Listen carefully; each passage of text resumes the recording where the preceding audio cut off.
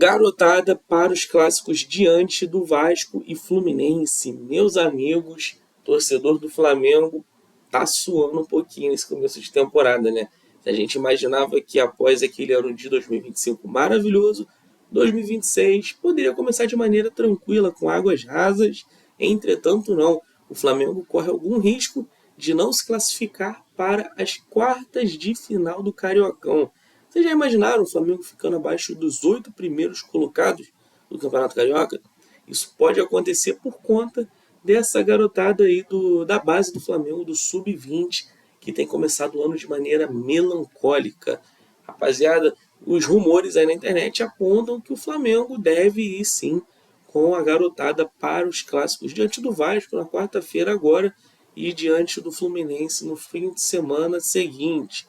O que pode mudar, o que pode ter de algumas pequenas alterações, é que um ou outro jogador, possivelmente um reserva, um jogador recém-contratado, possa dar uma encorpada nesse time para o Flamengo não ir só com esse sub-20 que cá entre nós também. Meus amigos, que safra questionável, né? Nós vimos aí o Flamengo jogar 3 partidas até agora no Campeonato Carioca. O Flamengo só não perdeu na estreia por conta de um gol nos acréscimos do zagueiro Iago, que cá entre nós, para mim aqui de todos, é o melhor jogador desse time, é o mais regular, pelo menos. Aí o Flamengo perde para o Bangu por 2-1 e o Flamengo perde para o Volta Redonda por 3-0, sendo que com 2 gols anulados. Poderia ter sido 5. E nesse jogo específico contra o Volta Redonda, nós tivemos a expulsão do zagueiro que jogou de lateral esquerdo, o Carbone. Com 10 minutos jogados, ele tomou 2 cartões amarelos. Aí é para deixar todo o torcedor rubro-negro maluco da vida, né? Eu entendo que os garotos estão sendo testados no nível acima deles.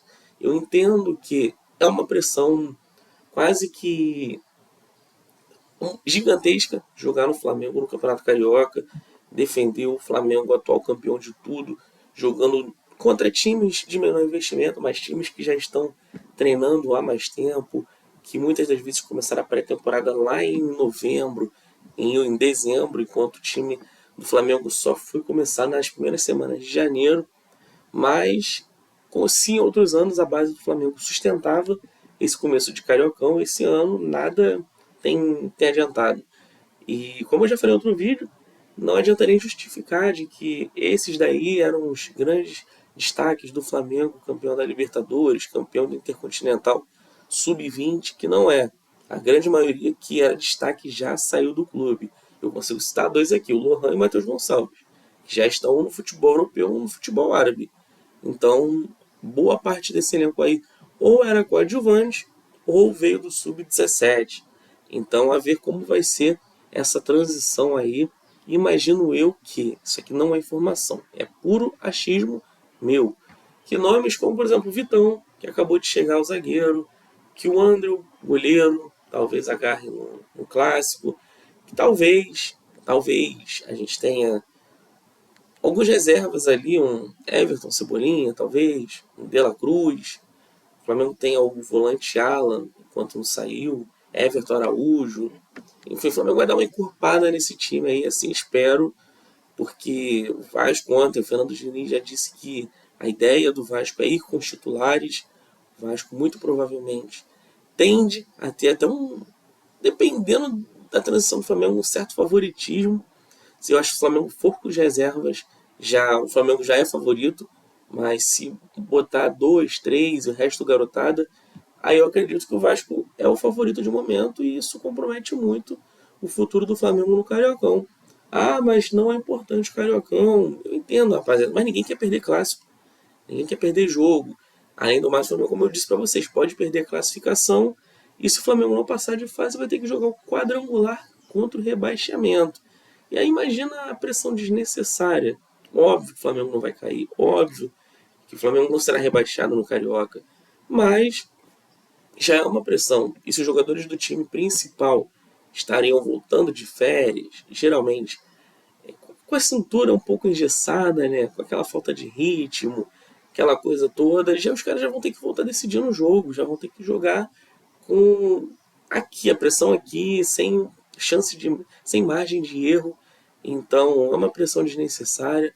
Eu acho que o Flamengo vai ter que rever esse planejamento para as próximas edições de Campeonato Carioca, porque jogar praticamente essa fase inteira é anunciar para o seu torcedor que o Flamengo não está se portando com o estadual, não vai disputar o título e que aquilo dali foi só um experimento com o sub-20. Vai lembrar que o Flamengo abriu mão de jogar a Copa São Paulo de Juniores. Esse time que está jogando aí jogaria a Copinha, então muito provavelmente eles jogariam um campeonato com nível inferior, enfrentando adversários da idade deles, possivelmente estariam jogando melhor. A gente não sabe, né? O Flamengo poderia ser campeão, como poderia cair na primeira fase, cair na segunda, na terceira, enfim, a copinha é gigantesca, né? No número de clubes. Mas eles estão jogando Carioca, estão muito abaixo do esperado. Eu já falei em outros vídeos que eu tenho três nomes no máximo, que desse elenco eu acho que manteria para o time principal, para compor elenco no time principal, que no caso é o zagueiro Iago, como eu disse para vocês, para mim é o mais regular dessa galera. Gosto muito do Pablo Lúcio, volante também, apesar de não ter feito grandes atuações, você vê que é um jogador diferente, tem um toque na bola diferente, tem uma qualidade ali que você consegue extrair algo, e numa posição de volante, não, um volante canhoto merece um espaço no elenco, ainda mais quando o Flamengo tem o Jorginho bem cascudo, tem o Eric Pulgar que já passou dos 30 anos também, o De La Cruz vive se lesionando, é importante ter um garoto da base ali, bom de bola para se desenvolver. E o terceiro nome, talvez para mim, de toda essa garotada toda aí, você sabe que é um elenco muito jovem, muitos jogadores vieram do Sub-17, tá? Então, assim, é um time, como eu disse pra vocês, bem diferente do Flamengo.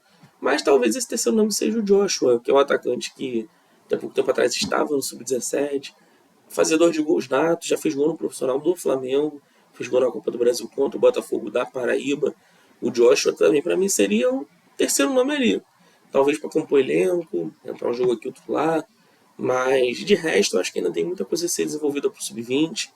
Quem já tiver estourando idade, eu acho que já deu, pode emprestar, pode negociar. Quem tem idade de sub-20 volta para lá para amadurecer um pouco. E de resto, a gente vê o que acontece daqui para frente, né? Tem muita coisa ainda para rolar na temporada. O Flamengo não está eliminado do Carioca, ao contrário do que possa parecer nesse vídeo. Mas eu acho que o Flamengo tem que rever muitas coisas.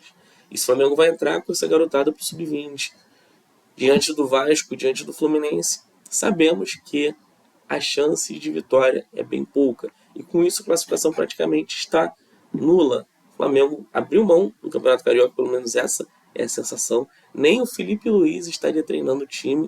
O Felipe Luiz só volta no jogo contra o São Paulo na estreia do Brasileirão, final do mês. Então é mais um sinal de que o Flamengo está usando o Carioca como uma pré-temporada. E em cima disso eu quero perguntar para vocês. Isso daqui não é largar demais, não. O Flamengo flertar com o quadrangular do rebaixamento, ameaçar não se classificar de fase. Enfim, é um momento esquisito para testar a garotada, visto que é um campeonato de tiro curto, né? O Carioca são apenas, se eu não me engano, acho que são 8 jogos, 8, 6 jogos, enfim. É algo muito curto que talvez valha a pena, pelo menos, os reservas você ter ali, né? Eu sei que o Flamengo jogou até o final do ano, quase no Natal o Flamengo estava em Doha, no Catar, jogando o final com o PSG, mas pelo menos de reservas, né? De reservas, rapaziada. Tem jogador ali que não jogou isso tudo no ano passado, né? O Alan, a Vitor Araújo, aí o André, o Vitão, que recém chegaram. Você pode colocar ainda ali na minha cabeça o Cebolinha, se o Michael ficar, o Michael, enfim, De La Cruz. Esses jogadores eu acho que o Flamengo pode aproveitar nesse começo de temporada.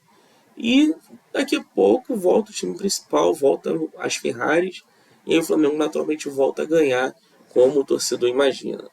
Mas bom, rapaziada, é isso. Uma boa segunda para todos. Quem ficou até o final do vídeo, eu vou pedir para vocês curtirem aqui, se inscrevam no meu canal, tá? A ajuda de vocês é fundamental para o meu crescimento aqui no YouTube. E tamo junto, nação. Até logo, volto com mais notícias em breve. Tchau, tchau.